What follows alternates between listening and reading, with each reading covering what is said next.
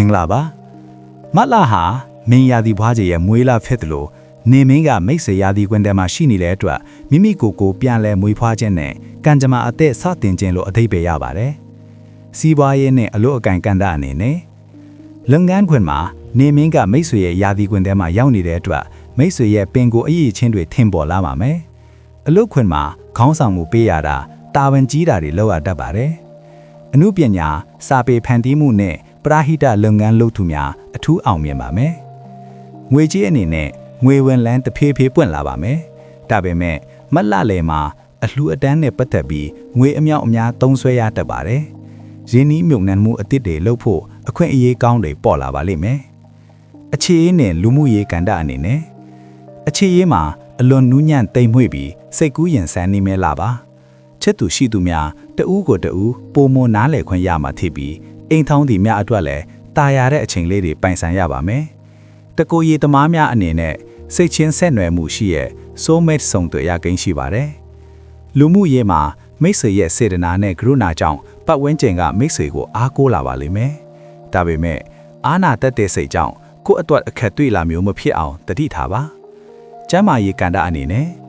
ခြေထောက်နဲ့ကိုယ်ခံအားစနစ်ကိုဂရုစိုက်ပါရေတက်ခိုင်းချောက်တာအပူကန္တာမျိုးဖြစ်တတ်ပါတယ်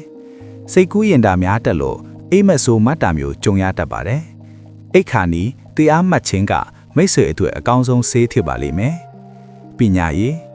မှတ်ဉာဏ်ထက်မြက်နေပြီးပင်ကိုသိစိတ်အလွန်ကောင်းနေပါမယ်ဘာသာစကားစိတ်ပညာနဲ့ဝိဇာဘာသာရပ်တွေလေ့လာနေသူများအထူးထူးခြားခြားထူးချွန်ပါလိမ့်မယ်စာမေးပွဲရှိသူများအနေနဲ့မိမိရဲ့ပထမဆုံးအာရုံကိုယုံကြည်ပါဆောင်းရန်ရှောင်းရန်အနေနဲ့ဆောင်းရန်မှာအဝါနုရောင်သို့မဟုတ်ပင်လေးပြားရောင်ကိုဝတ်ဆင်ပါရေနွေးနွေးနဲ့ရေချိုးခြင်းရေများများတောက်ခြင်းကစွမ်းအင်ကိုတိုးစေပါတယ်ရှောင်းရန်မှာ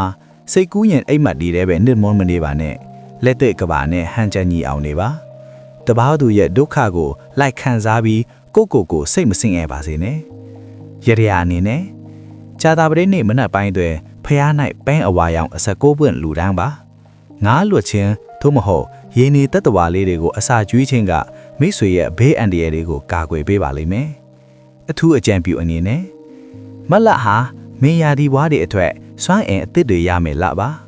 မိတ်ဆွေဟာတခြားသူတွေကိုကုသနိုင်တဲ့သူညှစ်တင်ပေးနိုင်တဲ့သူဖြစ်နေပါလိမ့်မယ်မိတ်ဆွေရဲ့ပင်ကိုအရေးချင်းကိုအသုံးချပြီးရှေ့ဆက်ပါကံကြမ္မာကမိတ်ဆွေဘက်မှာရှိနေပါတယ်အစအစအရာရာအဆင်ပြေလို့ကိုယ်စိတ်နှပါကြားမှချမ်းသာပါစေလို့စံသတ်ပြုလိုက်ပါတယ်နော်